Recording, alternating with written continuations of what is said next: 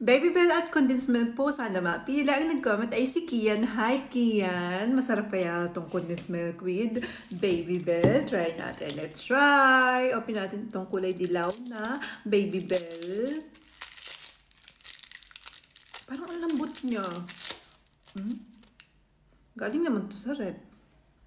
Kasi yung iba, medyo matigas siya. Yung wax. Oh.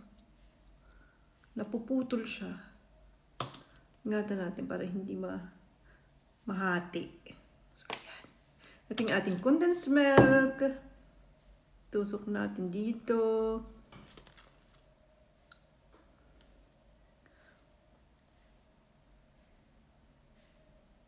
Cheers!